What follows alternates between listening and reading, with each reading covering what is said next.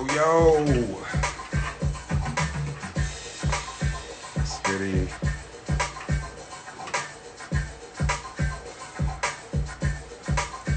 Okay, let's see. Start this off then.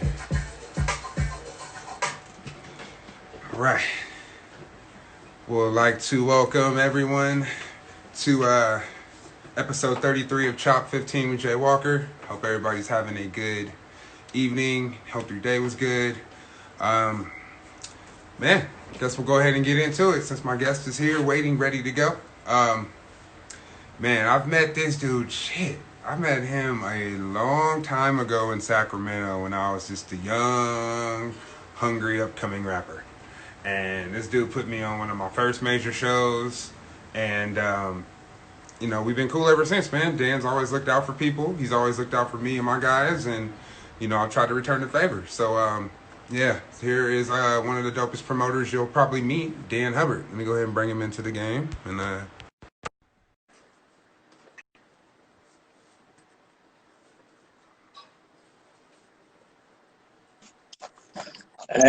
Hey, how's it going?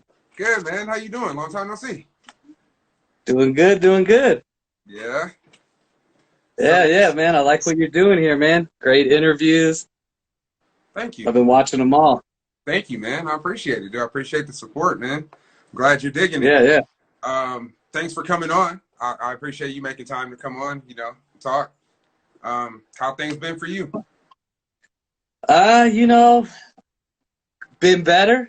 I've been better, but I've been worse too. You know, everybody's going through it right now, so yeah. You know, just trying to stay positive. You know, it's an important time right now, you know, for everybody. So, you know, no matter what you're dealing with, there's a lot of big things going on. We're either gonna let this be the worst time of our life, or we're gonna make it, you know, the greatest time of our life. The choice is up to each of us. You know what I mean? So. Hey, yeah, definitely. Well, how have things been for you work-wise? Because I know the majority of what you do is promoting shows and stuff, and since everything is shut down, like what's been going on in your world?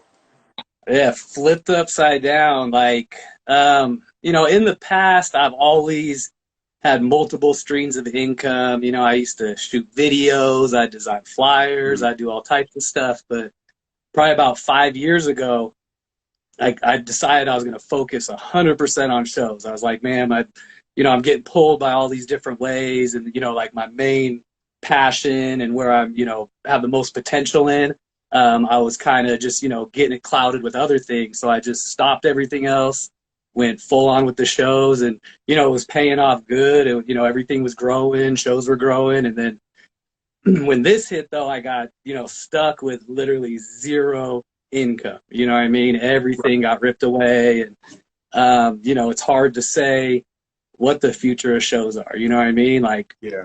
Are we going to do shows in 2 months, or is it going to be 2 years, you know? So. Yeah. So I just been. I've been playing around, experimenting with stuff, you know, trying new things, you know, so. That's good, man. You know, I mean, at least you know, you have to take the time now. I mean, especially since everything stopped. I mean, now it's like, okay, what else can you focus on, or what else can you move towards? Do you have any ideas? Like, is there like a plan B right now? You know, since you went all in and now it's kind of shaky. Well, as for like concerts, like I'm not really to the point where I'm gonna try to do like live, you know, like the online stuff, you know, the pay-per-view concerts, even like a car drive-in type stuff. I don't think that really works for my fan base, you know?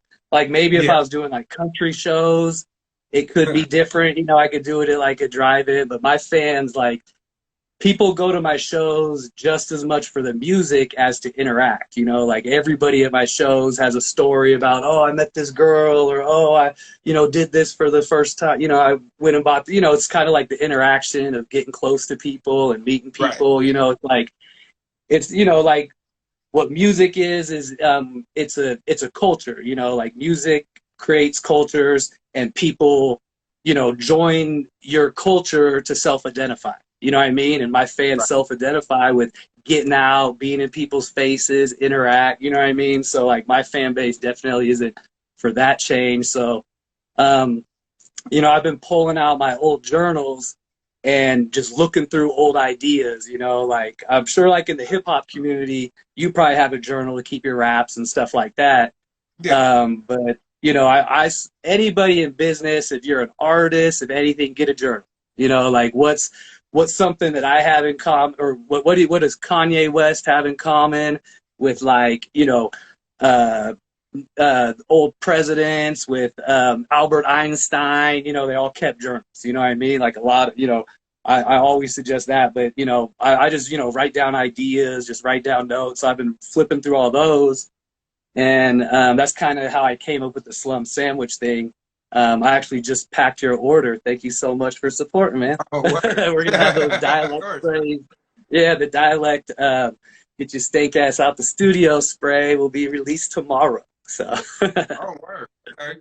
yeah, So yeah. what's the idea behind the slum sandwich? Like what's your Like, goal or your drive with that? like, you know, like it's, you know, it started out the first 2 weeks I was working on it. It was one idea. And that idea I'm definitely going to try to come back to. Mm, But, you know, it kind of branched away. And then I was like, nah, this ain't feasible. It's going to cost too much upfront, blah, blah, blah. So I was kind of feeling out what I can do. right. And it kind of is just like the basic idea of it is just like an art project. You know, it's just like different art ideas. You know, I call it collectibles and bootleg art. And Okay. that's pretty much what it is. A lot of people, without seeing the products, they'll be like, what the hell is he talking about? You know, bootleg art, you know, but you see the products, you're like, oh, okay, that's the bootleg art. You know what I mean? So at the end of the day, it's just kind of like some art projects. Like all those releases, um, I collab with like different designers and artists. A lot of the drawings, like for Savvy's candle, it was a local artist. Tina made it on Instagram at Tina made it, Yeah. and she just killed. Like that's one of the most beautiful. I don't even know how it'll show up here, but just like the No, those candles are details she dope as did. fuck. Yeah, just like the details, just like that's like one of the greatest. Just, you know, she sits there and draws it on the pad. She does an amazing job. Wow.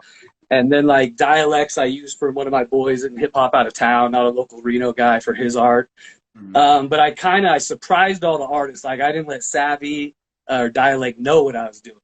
So I just kind of told him like, hey, I'm working on a little merch idea, got okay. together the prototypes, and just kind of like the first time, you know, Dialect knew what it was a spray bottle that he could spray, you know what I mean? And then he gave me some, you know, insight afterwards and stuff like that. Like they're collabs with the artists in a way that like the artist has already done their part of a collab. Like I'm looking at people that, you know, I can utilize their fan base, that I can think of a good idea with, and, you know, just Right. approaching them. And, you know, I had a few ideas. I had like 100 ideas for different artists. I just kind of saw which one materialized that could actually like, you know, we could put together ourselves and do like a short run. And it's not really big profitable thing, but it's just something, you know, a start to something bigger, hopefully. You know what I mean? Like to turn it into a Yeah. profitable business, I would probably have to focus more on like major artists and stuff like that. And that's definitely what I want to move towards more, but it'll always keep, you know, I love the local scene. That's my, you know, that's like my passion. So I'll always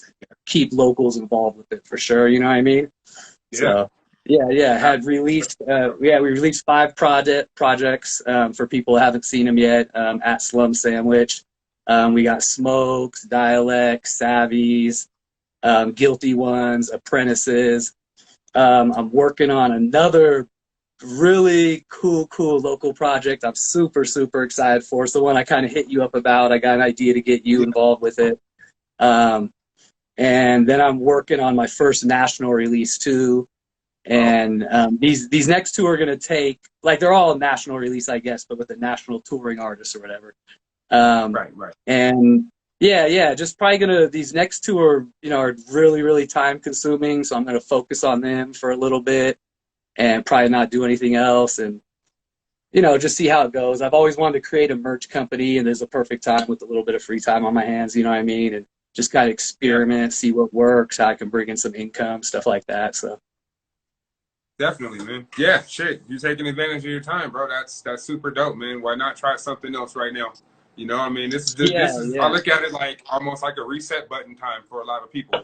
You know, you can just reset and like figure out what you want to do now or how you want to attack this new world because shit's about to be different, man. Whether we like it or not, it is what it is now. So you got to adapt. Yeah, yeah, yeah. And a lot of people like, they're moving so fast in life. Me personally, I'm pretty good at slowing down and smelling the flowers, but a lot of people just were like, bow, bow, bow, bow, bow. So I think COVID really like probably helped out a lot of people's sanity. You know what I mean? Like I know you got stuck in your house and fighting with your girl and stuff like that, but I feel like overall it probably helped out a lot of people, just put the brakes on it for a little bit, let you kind of evaluate your life, see, your life from the outside, stuff like that. So Yeah, definitely. Well, how are things with you in regard to COVID and everything that's been going on? How we started off with the super quarantine and then, we kind of got back to, oh, everything's good again. And then now it's fucking all bad again. So like, yeah, how is it yeah. navigating this? Yeah, like I know, like for me, like, cause I'm on phase like I'm past phases. Like I won't be back to normal till phases are done. You know what I mean? Like I don't think my Right, right, concert's right. even in phase 4. I don't even know what phases they go up to, 4 or 5. But I think I'm when phases are finished, then we get back to large events and stuff. So it's hard for me to even plan. Like a lot of the agents, like when everything got canceled, like all my money was gone. Like everything that went into ads and marketing and stuff like that just, disappeared. Nothing. No way I'm getting that back. All the artist deposits, none of that got returned. Like how a contract works is if I cancel on them, they keep my money. They cancel on me, I keep their money. But if it's an act of God, we reschedule within 1 year. Okay. Hopefully, if this takes longer than a year, the artist will be, willing to work past the year date. You know what I mean? Because this is special I would hope so. circumstances. I would hope Yeah, so. yeah. Like, But they're definitely. trying. Like I have 2 shows that were replanned for July, Mac Lethal and Brother Lynch, and I was like, that ain't gonna happen. So I didn't even print tickets. I didn't do ads, and I just been letting the artists know right now. The opening acts like, man, this ain't gonna happen. And I get Yeah. they just announced yesterday that July we're going to be locked down at least in phase 2 or something like that. So it's cool because Jub's where I do a lot of my shows at, they're open because they have an outdoor area you can sit. And then since it's like 800 capacity, they move the tables and the pool tables in the big room. So you can have 50 people in there and be, 10-foot social distance. You know what I mean? So it's cool. They're getting income and stuff like that. So I haven't Okay. seen any venues close out here. A lot of my friends in other markets, the venues are closing, which is scary. Oh man. Yeah, it looks like the venues out here so far have been doing pretty good. So Yeah. Man, yeah, that's definitely tough. So I mean, you're now yeah, now you're talking about losing connections. You know what I'm saying when it comes to like yeah, tour routing and stuff, like that, right? So yeah, yeah. And like when we got into music so long ago, like music was controlled, and even before our era, like there were, music was controlled. Like there were big companies, they pulled the shots. If you wanted to get on the radio, you had to work with them. If you wanted to get any fans, if you wanted to get any shows, you kind of had to work in the system that they created. And then like when the right, internet came around, like probably like right when we started was when the internet, like my first thing was NorCalendarDown.com, and that was when websites were all new. And so it's like we were at the forefront of that internet era, and it turned music into the Wild West. And I thought it was the most beautiful thing is yeah, like there were no rules anymore. You didn't have to be from LA or New York to blow up, and that can all change with COVID if all these underground stuff starts closing up. We're going to get the Live Nations and the EG. Like when these venues close, they're going to go buy them. You know what I mean? Any company that closes, Live Nation is going to sit there and be like, bing, bing, bing, bing, yeah. bing. They're just gonna It's like, pick them all off. yeah, yeah. So hopefully this doesn't last too long for the sake of just, underground. Like, we're the type of genre we are, we're always going to fight back, you know what I mean? And we're Right. never going to be taken out. We'll always find our niche, even if we have to create a new one. But it will, could put music back a lot, you know what I mean? At least for the underground scene, some steps back. So that's scary too. Yeah, man. Shit, that definitely is, dude. So man, Yeah. with everything with the COVID and stuff, and we also have the social unrest and the issues of you know, racism and everything going on right now. Like, what do you feel about what's going on in that regard? Like, you know, it's a time to, you know, listen and try to understand. Like, you know, me being a white male, like I can't, like I was born in Vallejo. I'm from Fairfield. You know me from Sacramento. I've always been in the hip hop scene, so I can be like, oh man, you know, I got all these minority friends and they tell me stuff. I really know what's going on. But at the end of the day, no matter how much you explain it to me, I don't know how it feels. You know what I mean? And Right. I have to understand that I don't understand. You know, as much as you know, it's like, you know, that famous saying, walk a mile in someone else's shoes. You know what I mean? Like, I feel like a lot of different people out here that aren't minorities right now look at it like, oh, well, if I was in this guy's shoes, you know, I wouldn't commit crimes. Or if I was in this guy's shoes, I wouldn't, you know, I would just move to a different neighbor, you know, very ignorant stuff like that. And that's like walking in a mile in someone else's shoes. It isn't, you know, physically you putting on their shoes and walking and doing your choices. It's actually trying to understand why they make their choice, you know, like why they make their choice. And I feel like a lot of people aren't understanding that right now. Like they don't look at, you know, that it's hundreds of years of systematic stuff is the reason, you know, like, why this stuff is happening. You know, it's not as little as someone with a fake counterfeit dollar bill. That's not the reason it happened. You know what I mean? It's an ongoing butterfly effect, you know, and for someone who doesn't experience that, I can see why a lot of these people are confused and don't understand it. Like I'm lucky that, you know, my minor is in philosophy and psychology. So I love thinking outside the box. Like that's the type of stuff I do, but a lot of people don't think like that. They weren't taught to think like that, so they're really confused right now. You know what I mean? Right. So I wish more people would just listen, understand, stop trying to like talk so much on social media. Like everybody wants everything to always be about them. You know, we live in a very narcissistic society. And so like you don't want to listen, you want to relate it to yourself. Like if someone says something, you want to, instead of just saying like, oh damn, that's crazy, you want to compare one of your own experiences to it. And that's not, you know, that's not the right thing to do. The right thing is to take the people, like the professionals in this situation are the minorities who it's happening to. Just listen to the professional. You know, we are not professionals. Listen to them. All you got to do, they're everywhere. They're talking. Just listen. You know what I mean? Don't try to, you know, put in your 2 cents right now. I don't think it's really important, you know? Yeah. Yeah, I think So you're definitely right in in that like regard. It's like when it comes to the, you know, the walk a mile in someone's shoes, I think it's really hard for other people that haven't experienced things like you said to do that, because even when they say, well, if it was me, I would do this. Now you're speaking from your experience, quote unquote, putting yourself in those shoes. You're not speaking from where that person came from. If you've had to deal with the same shit that person had to deal with, you'd probably be doing some things you wouldn't want to do either, or wouldn't think that would necessarily be right. But you got to sometimes situations call for things like that, you know? So I definitely agree. It's hard to do that. Like it's hard for me on the other end to put myself in a situation that I haven't been in, you know? Like you have to really be open-minded to do something like that. So no, I totally understand what you're saying. Yeah, and it's like, no, exactly what you said. You hit it on the nail with that, you know? So. Man, so, all right, shit, let's get into, a little bit about your history, man. So I know, like you said, you're from Fairfield. I met you in Sacramento. What brought you to Sacramento? Were you living there, or were you just like doing shows? I grew up in Fairfield. I lived in Sassoon. Went to Fairfield High. My parents still live in the same house I grew up in. I lived there for about 20 years. Moved to Sacramento for like 3 years, right when we met, and then I've been in Reno for like 16, 17 years now. Like when people ask me where I'm from, I accidentally say Reno at first. I'm like, oh, well, actually, I'm from the Bay Area. I moved out here, you know. So I'm from Reno, I guess. But I moved to Sacramento just because Fairfield, there wasn't any opportunity. You know, there wasn't a music venue there. You know, we weren't even allowed, and even in Sacramento, they weren't really allowing too many shows at the time. But it was mainly, you know, just for more opportunity. Started going to Sac City, taking like graphic design, website classes, you know, stuff like that.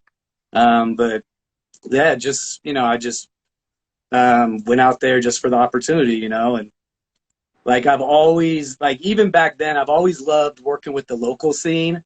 Like in Reno, I'm sure you've seen it, like with Slum Sandwich, a lot of stuff. I do a lot of stuff with the locals. Yeah. And even in the Bay Area, like my website was NorCal Underground.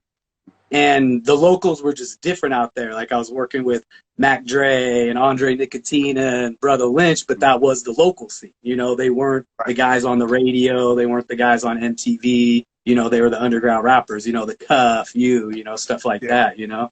So, yeah, so man. I still remember, dude, you put me on my first Living Legend show, man. You were the first one to give me a good. Yeah, the Grouch one, the Grouch and Eli. Yeah. Was it the Grouch and Eli one? Yeah, that one was. Grouch and Eli, or it was 3MG. One of them. It was either 3MG. Yeah. That one was put me on my first. That was one of my first. Like that was my second show with like a business license. Like I'd been doing a ton of shows, but that was like my second time I rented a venue and did all the ticketing and did everything legit. And man, that one was a mess. Like, I don't know if you remember, but the lights went out and we couldn't get it back on. And it was hella dark and like, I was just backstage like, no. I remember the power going out because I was on stage, and then like, it was like my set. So I knew the time was like ticking away. It didn't matter if the clock was, you know. Yeah. It didn't matter. So then, like, I just remember like trying to rap a cappella in front of like 600 people, but it was like crazy. Yeah. It was fun. And I think by the time the headliners went on, we figured out that, hey, either we can have lights or we can have sound, but we can't have both. So they pretty much just performed in the dark. Like, I'm pretty sure that's how it worked out. But like, that's how, you know, the show must go on. You know, it was a sold out show. It was crazy. Like back then, like that was my second show, and this is how it always works. My first two shows sell out. So I'm like, oh, I'm going to be a millionaire doing concerts, blah, blah, blah, blah, you know? And then the third show, I lost all the money I made on the first two shows. Oh, man. Then you're like, okay, I see what this is. Yeah. It was really like, at that time, I think one of my biggest advantage was I was so young, and so I was so in tune with the people, is I really knew, like, it was the first time the Living Legends had played Sacramento since they had been like the Living Legends, you know what I mean? Like before that, they were opening up for the Cuff or, you know, playing $5 shows, stuff like that. And, you know, I was just such a fan back then. I could feel, and I would know those, the artists, you know, I could feel them coming up and know those right times to bring them and stuff like that. So I did have a lot of cool, good, you know, classic events back then, you know? Yeah, man. You did a lot of shit. You did a lot of dope shit in Sac, and then all of a sudden you were like, I'm moving to Reno. And I was like, what? You're moving to Reno? Okay. Yeah. Why did you decide to move to Reno at that time? Like, actually, like, to take a step away from the music business. Like, it's, you know, it'll eat you up. Like, everybody who's ever been in it, you know, it'll eat you up, spit you out. You know, it's like, what's that Hunter Thompson quote? Says something like, the music business is full of, it's a dark alley with pimps, thieves, and da-da-da. And there's also a bad side, you know, like that's the good side of it. And like, you know, you go to a market like LA and everybody's a snake. Like there's, you know, nobody's on your side out there, but that's not a problem. Like you just have to be a snake tamer. You got to learn how to deal with snakes and not let them bite you. You know what I mean? Right. And Sacramento, it just kind of, I was young and it kind of just chewed at me. And like, I was like, man, music kind of sucks. Like people out here, you know, there's no love. Like people are shady. They'll turn their backs on you. Yeah. So I had a job in, one of my investors that was putting up the money for my shows in Petaluma. When I was bringing, like, I did a lot of stuff at the Phoenix. I had a good like 20 show run there. It was all with different investors. And one of my investors was buying real estate in Reno. So I was like, I wanted to finish college. So I went to UNR and started doing real estate, and was probably only doing about 1 to 2 shows a year, you know, maybe a good year, 4, you know, for probably like my first, maybe like 5, 6 years in Reno. You know, I was definitely a part-time promoter again, you know, so I started out full-time, went part-time, and lately, you know, I've been doing it full-time again. So. What year did you move to Reno? What year did you move here? I moved here, I want to say in 2003 or 2004.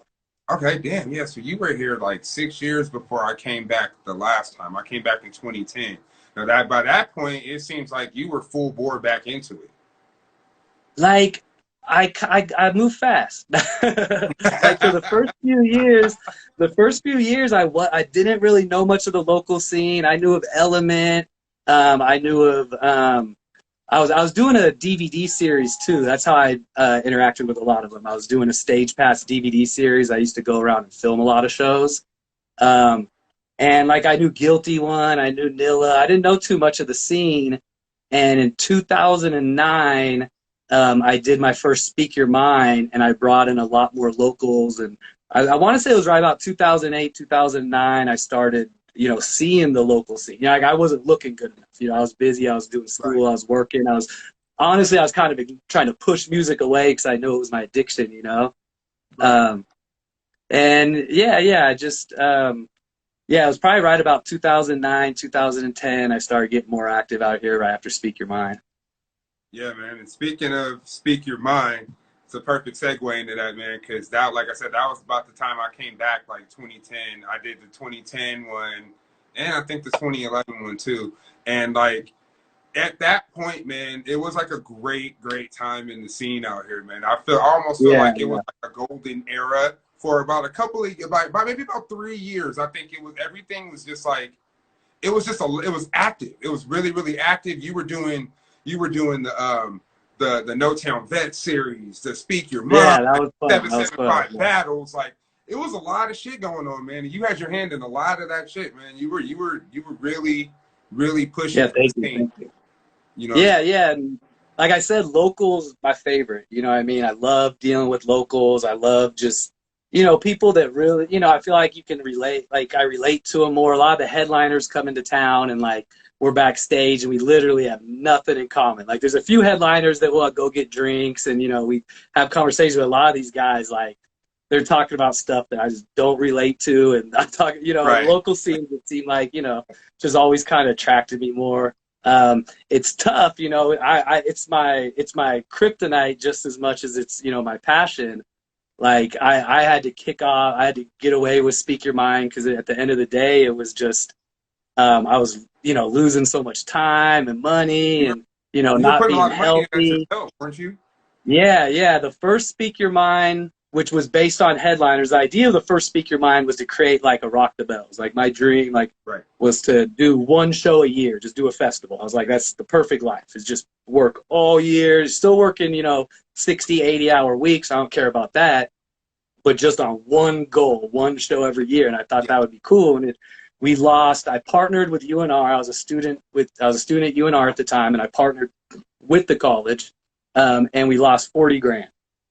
And like my money was all on business loans. Like I didn't have any type of money at Right. all, you know. Right. So I lost 20 grand on business loans.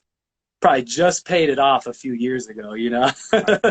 Wow. And like overall, just like this is like I'm not mad about anything because it's, you know, it was the best times of my life, and like it created like, you know, Speak Your Mind will be back. Don't even worry. Like, you know, I've tried to bring it back probably every year, and it still might be 5, 10 years down the road, but it will be back for sure. You know what I mean? Right. And, you know, but probably with all the local stuff, like No Town Bets wasn't, you know, high expenses. I think we just charged like $5 and split the door 50-50 with the headliner or something like that.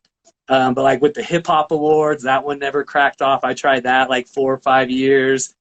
And like Yeah. I would say like my wife needs to tune out right now, but over 10 years, I probably lost 40 grand doing local stuff in Reno. You know what I mean? Oh, Like, yeah. but it's not losing 40 grand. You know what I mean? Like people lose 40 grand on their hobby in 10 years. You know what I mean? And I'm turning a hobby into a business. You know what I mean? So it's not, it Yeah. sounds bad, you know, but it's really like people blow that money on just fixing up an old car. You know what I mean? So, True. I mean, and also, I mean, like, it's a lot involved in that. I don't know that everybody, even as like an artist, I don't think you realize sometimes the stress and the shit the promoter's under. You know what I'm saying? Like you're yeah, dealing with a lot of shit. Your neck is on the line 9 times out of 10. You know what I'm saying? So like and yeah. to speak your mind, man, like I never faulted you when it stopped. Like, oh damn, why'd he do like why'd he stop it? Like I knew because I knew you were doing a lot of that shit on your own. So I was like, can't really blame the dude if he can't swing it, man. I mean, it's you Yeah, can't find yeah. that for shit, you know.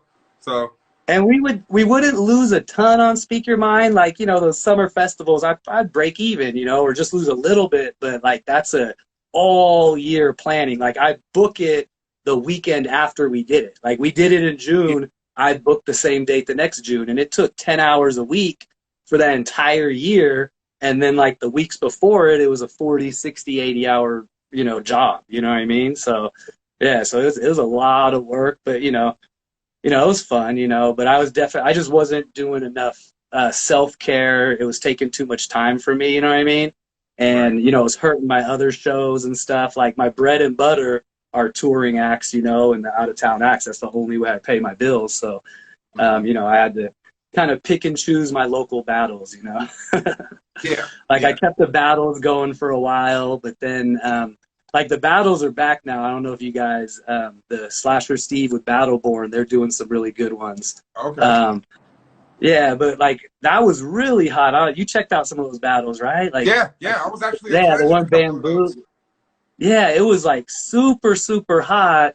And then just like, you know, one day the fans are like, I don't want to watch battles anymore. Well, that was Like I like think that era was like that was when the Smack DVDs or not the DVDs, but like they had all the URL and the T dot line. yeah, Like yeah. those were really big on YouTube at that point. So it was kind of like us kind of or Reno kind of having their own kind of little thing like that. So people were gravitating to it. But then yeah, you're right. Like it was just kind of like okay, what's next? Because battles are cool, but what's next?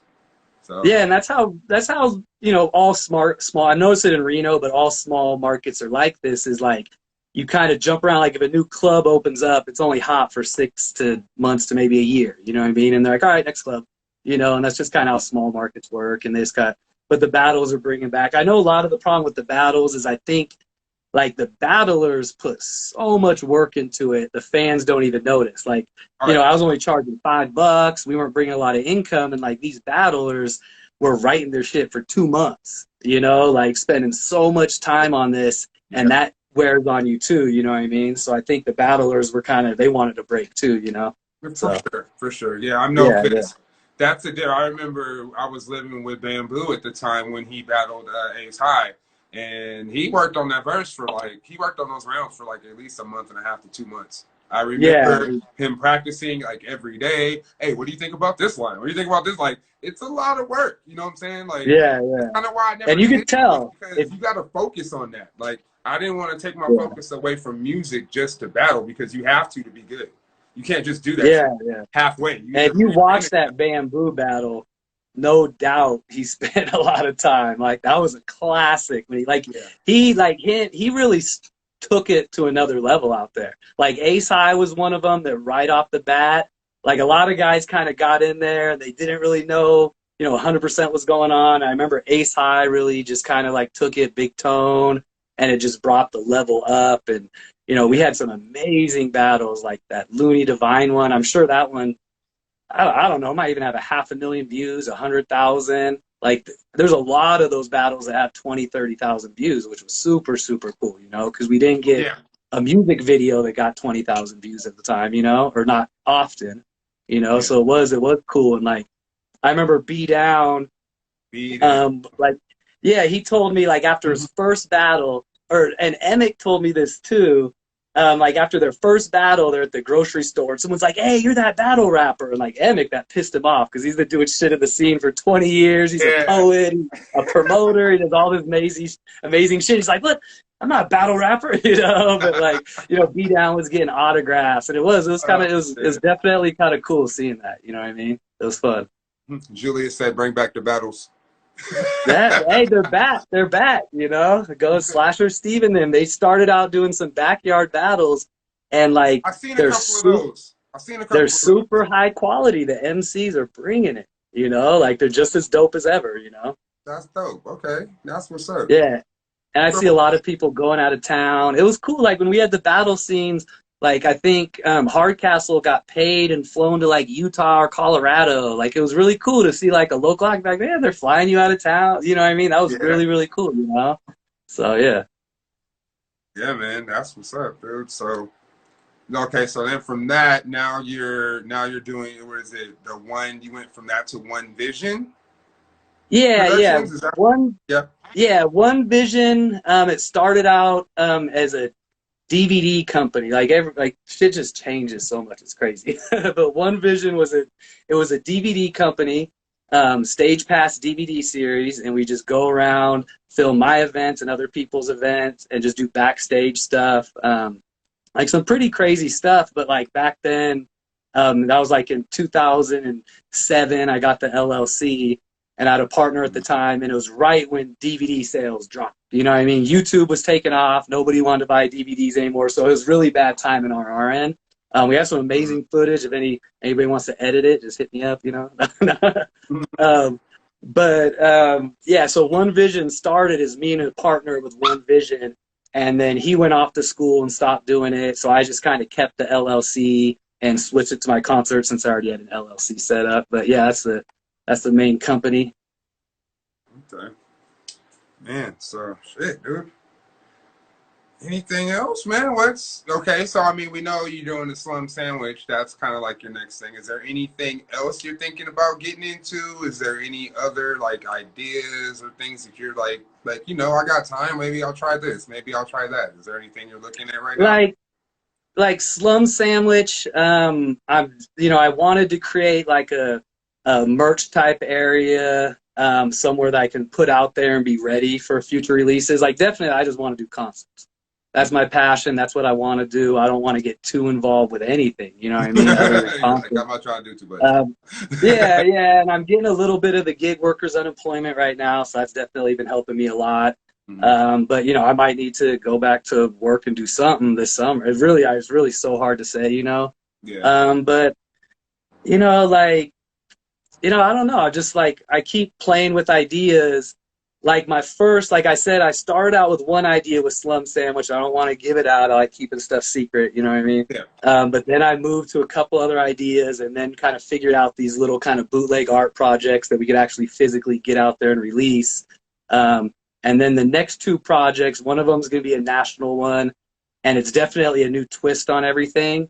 And I think it'll be cool. But I've been looking into all types of merchandising, selling stuff on Amazon. Like, I don't know, just anything that might keep my brain going, I guess. But yeah. Like, I definitely want to keep in. Like, I love what you're doing with the interviews too. Like, it's fun seeing.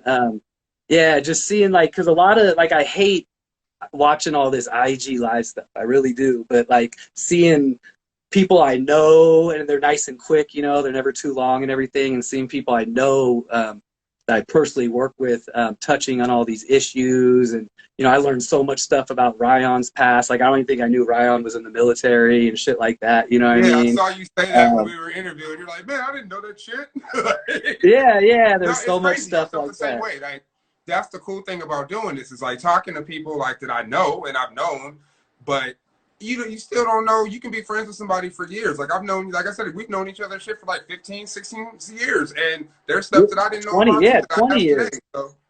So yeah. We're about 20 years. Yeah, and like, I still, every time I refer to you, I accidentally call you Caution. Every time I'm like, oh yeah, I mean, Lefty, now it's J-Walk, But I love it though, because that means you really fucking know me from back in the day. Like, and I would seriously bump like those CDs, like your early CDs, like, man, like I literally, when I was thinking about the interview a couple of days ago, a song went in, like, I can't remember the song exactly, but it's like, the track run through, let the track run through, one, two, one, two, yeah.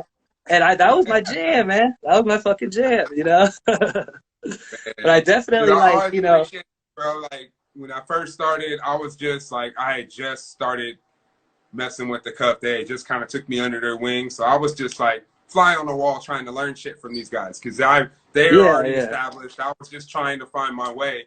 And then you were one of the first like business people that like gave me a chance. Like, you know what? I'm fuck with this dude. And like, that really, and I knew nothing back then. Confidence to keep going, basically. Yeah, and I knew nothing back then. Like, I've always, I knew nothing. I was just trying shit, I was like, what the fuck, just trying to find my niche in music, Like, I tried, like, I got into the business, as a photographer. Like I just would go to shows, take pictures, and then send them to the artist, email them to. I had a digital camera when they were brand new. It just said like it just said megapixel. They didn't even have a number on it. It just said megapixel.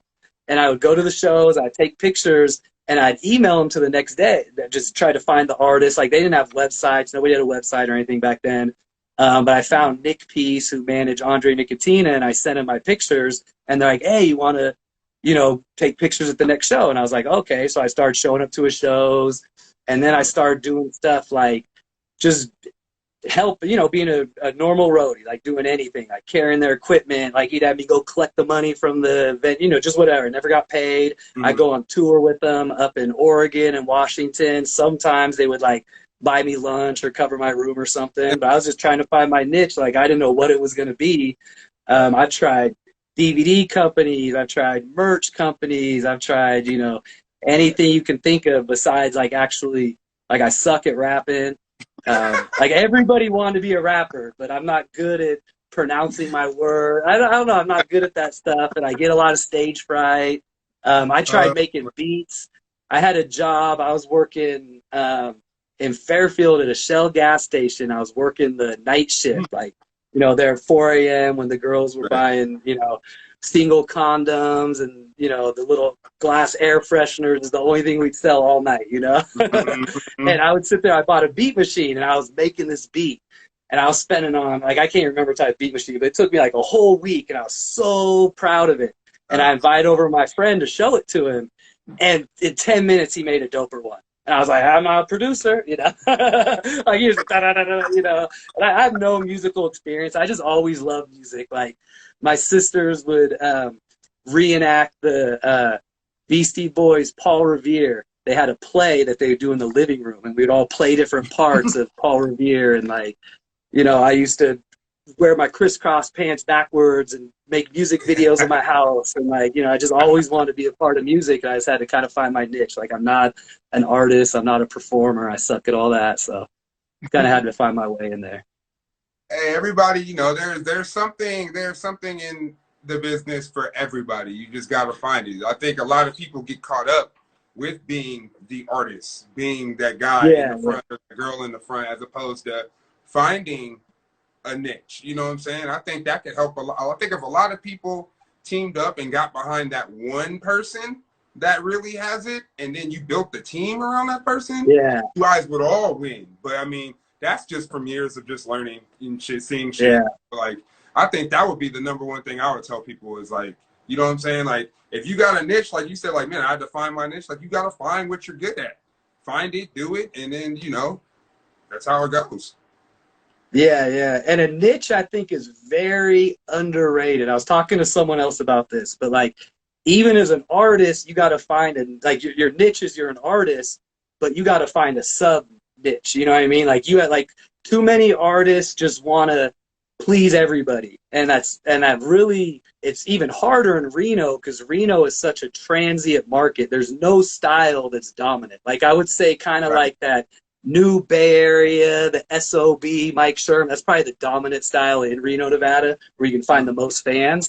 But it's not the main style. Like no, there's not going to be one artist out here that everybody in Reno is just like, oh, this is my fucking jam. But like you can go to some markets like Houston, and maybe everybody will actually fall behind an artist because they have that same feel throughout the market. But Reno, like we got people that sound like they're from New York, from LA, like, you know what I mean? So people in Reno try to generalize. I feel like a lot of artists get upset because they can't get enough fans. So they try to not take advantage of their niche as much. And in Reno, you just got to focus outside of the market. Like what music is music creates cultures, and cultures create countercultures, and hip hop was a counterculture of music. All this music came from certain music and turned. Now hip hop, pretty much is its own culture, and the countercultures are all these different types of hip hop that everybody's like, man, this sucks, it sucks, it sucks. You know what I mean? But these are just the counter. They're doing the opposite. They're purposely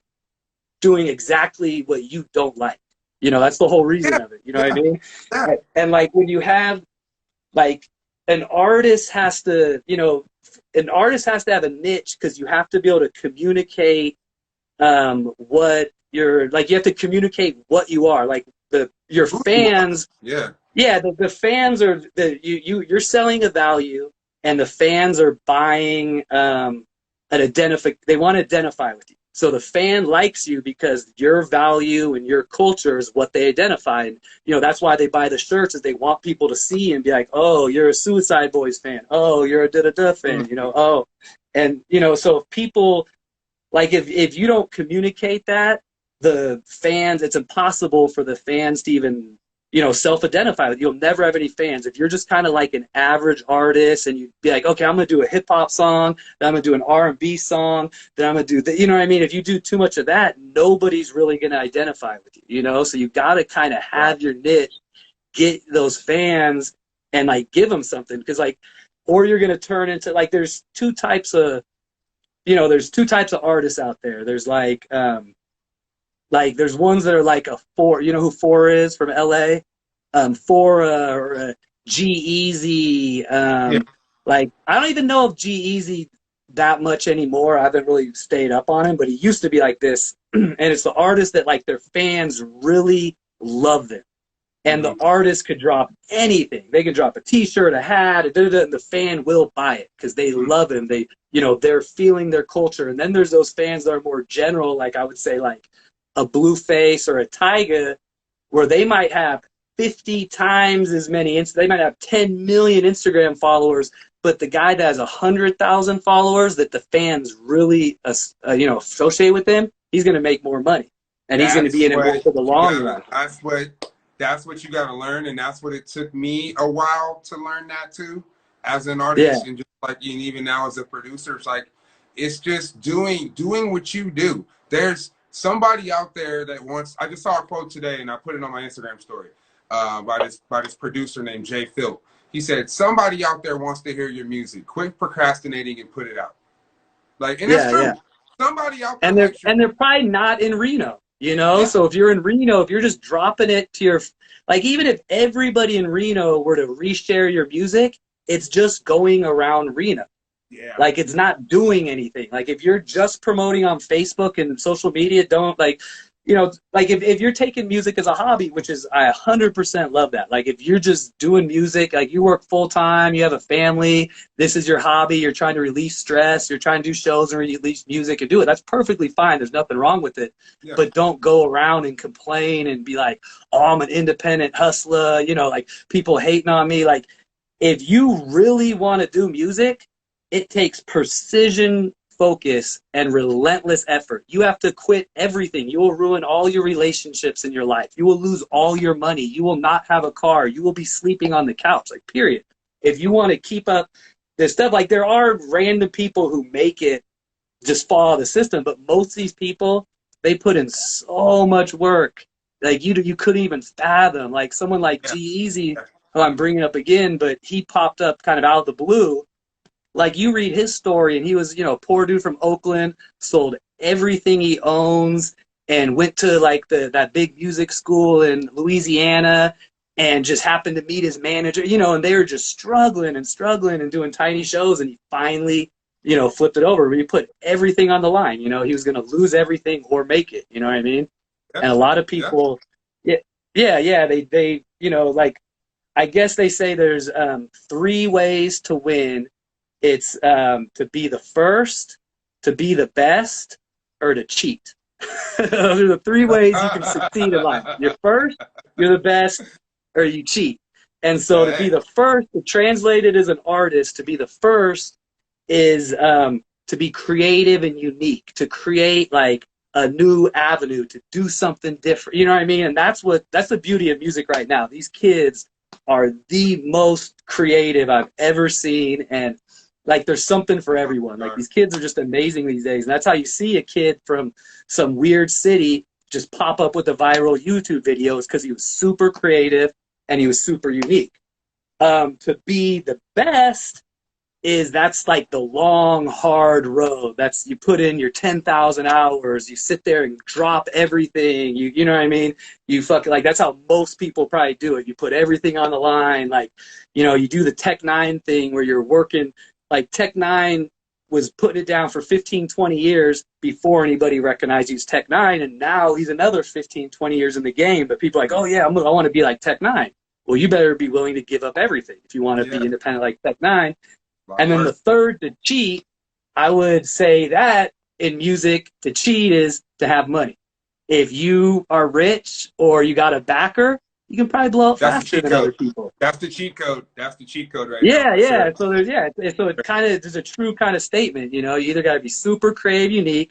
You got to put in the relentless effort. You know, that was my route, is just work harder or try to work as hard as I can. I don't really try to compare myself to other work ethics, but I just, you know, try to work as hard as I can, or to just have the money. But it's finding that niche. Like, if you have, it takes 1,000 fans, like real fans, not 1,000 followers on Instagram, you know, exactly. Fans, like people that be like, you change 1,000 people.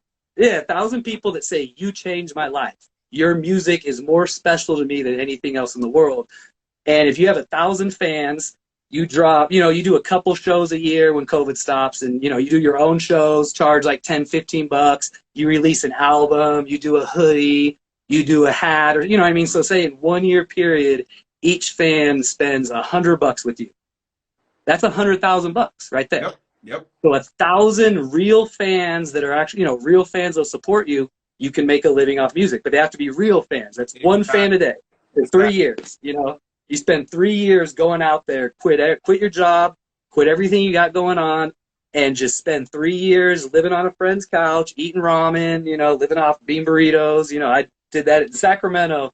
I ate more ramen and Taco Bell than anybody should ever in their fucking life. You know what I mean? Like, I won't even eat fast food. I ate so much in Sacramento. Like, it gives me nightmares, you know? But yeah, you take that 3 years, you gain one real fan a day, you know, and like at the beginning, you interact with them, you know, whatever you need to do to keep them. And you know, and once you have that 1,000, you can start making you can start living off music, you know? So it's harder than we think, but it's also easier and more capable than you think too, if you really put in the work. You know, it seems impossible, but it's not, you know what I mean? But it really takes that extra effort, you know, that I feel like a lot of people, they hear that one story about the dude who just gets signed and blows up at 16, and they're like, okay, well, that's just going to happen to me. And that's like such a it's the same thing as walking down the street and just finding the winning lottery ticket. That's like the chances of it, you know. It probably ain't going to happen. You're not even buying the ticket yourself, you know what I mean? So but yeah, but it's definitely, you know, it's capable. Go out and do it, you know, work hard, and just have fun with it. You know what I mean? Like, if you're doing it as a hobby, there's nothing wrong with it. If it's relieving your stress, just don't fool yourself. You know what I mean? Don't expect don't put in this amount of effort and expect this outcome. You know, you're going to get the effort you put in, you know? And especially in Reno, like, you're not going to get lucky out in Reno, probably. You know, like if you're in LA, there's a higher chances you're going to get randomly lucky and catch a couple good breaks. In Reno, those breaks aren't around here. You know, there's not reps for record labels running around at the bars, and there's not, you know, it's not that scene, you know. But if you're in LA, maybe doing an open mic, you might get signed by a major label. Who the hell knows, you know? But it could happen at the open mic in Reno. I'm sorry, you know, our open mics are sick. But you know, and if someone tries to sign you from Reno, be weary too, because, you know, like, you know, you want to, like, if you're, you know, you want to make sure, like, if that they have released something that is to the level you want to be. If it's a new label coming up that's never dropped something major, not saying it's a bad idea, but it's not going to be an easy road. You know, you're not going to have, I just got signed, I'm going to be big next week. You know what I mean? It's going to be just as hard as you doing on your own. You know what I mean? So. Right. Definitely. Shit, bro. I'm looking at this time. We got probably about 5 minutes left, maybe. You know, they cut you off at an hour. Yeah, that went by fast. I thought we were at like 15 minutes. See, that's what happens. I think. Well, first it was supposed to be 15 minutes, man. But then with everything going on, it's kind of evolved into like maybe 15 minutes just on that. And then we kind of talk about other stuff. And then at that point, you're looking at 45, 50 minutes. You know what I'm saying? Like now. Yeah, that's a good time, an hour. Nobody should talk more than an hour. Just talking about Yeah, yourself, man. I like that. I like that cutoff. Honestly, I do. I think it's enough to get a lot said, but then it's not like over podcast. Because like that's the one thing I didn't want to do was make it like 2 hour thing or anything like that. Because like Yeah, sometimes I yeah, think that's a little bit too long. So it works out. I think it works out. yeah. Can you add multiple people into this, or I just think one it's person? only no. I think with the live you can only do two. That's the only Oh, thing. okay. Yeah, with live you can Yeah, only yeah, do two. So yeah. Not cool. well, bro, I would like to thank you for Yeah, you're welcome. spending the last 55 minutes talking with me, man. It was good to catch up with you, see what you're up to, get your perspective on shit, man. Glad you're doing good. Glad you're doing okay. Um, Yeah. Man, like I said, it's fucking good to see you. I feel like I haven't seen you in a while. So nobody really, but you know, Yeah. And I'm an introvert, so staying at home don't really bug me much. But yeah, not be able to do like it's my passion. I put everything into me. Everything my whole life I put into just trying to do the next show better. You know what I mean? For the last 20 years, so it's definitely a little. I wouldn't say it's depressing, but it's definitely a little like, man, that sucks, But there's just so much, so many people are losing so much more than fuck it, what I mean? It's not a big deal, I'm gonna come back, and there's more like there's definitely more important things that we gotta be focusing on right now, So now I have all the confidence in the world that once if we, I will get back to that point at some time. We just don't know when, like you said earlier. But I have all the yeah, confidence in the world that when you do, that you'll be right back in it because it's gonna. I think when it starts, it's gonna be a lot of shit because I think a lot of people are gonna be trying to. As soon as it's like on, it's gonna be on. You know what I'm saying? yeah. So I think Like my fans don't care. The yeah, fans that go to my shows, if I announced, SOB tomorrow, it would sell out and we'd have people spitting on each other and sweating and making out in the bathroom. Like my fans don't care. But a lot of you got to think of these artists like, I don't see an artist that has $1 million in the bank wanting to do a show anytime soon. Like we can do shows tomorrow, but is an artist going to want to do a show, or they're going to charge me double the money, say I want, double the sanitation and all this, and where the profit margin's so low that, it's like it might work in really big markets like LA or Seattle, but, in Reno, like we have to catch these guys on Tuesdays for the right price. And, so it's really interesting. Like the smaller artists, definitely they're ready to come back. But like if these artists that have $1 million in the bank, they might be like, man, let's just wait till 2022, like, let's just be extra safe, and like just like everybody be safe this weekend. Like I feel like people kind of feel COVID's gone this last 2 weeks, month. It hasn't felt like COVID was around anymore. Mm-hmm. And so I think a lot of people probably have it that don't know it. And then there's going to be a lot of 4th of July parties, and it's probably going to get nasty. I think every state's on a rise right now. I saw something that said Nevada is the highest rising per person right now out of all the states. Like for how big our population, we're the very highest. So, just be careful. Definitely. Well, shit, yeah, I'm getting that countdown, bro. So, okay. All right, man. Thank you for everything. Keep me in the loop with the slum sandwich stuff, man. I'm definitely looking forward to seeing the next collab and everything, bro. So yeah, it's gonna be legendary. Take care of the wifey. Stay safe, man, and hopefully I'll see you soon. Thank you. All right, man. Have a good one. Peace. All right, y'all. Thank you for tuning in. I appreciate everybody who stopped by and listened to the conversation. Big shouts to my man Dan.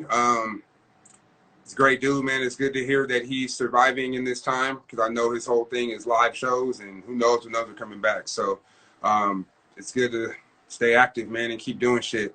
Yeah, the same thing you said, man. Be safe this weekend, man. Don't be a dummy out there, man. I want to see everybody alive and shit, man, because this COVID shit is real, bro. It's not a game, I actually have family members who have it right now, so it's not fake, man. Pay attention, wear your mask, and care about each other, man. So I'll see you guys tomorrow. I'll be back at 6 p.m. with my boy CT Turner. He's a manager out of LA, went to school with him. So it'll be interesting to talk to him and see how he's doing right now. So till then, stay safe, stay aware. See y'all.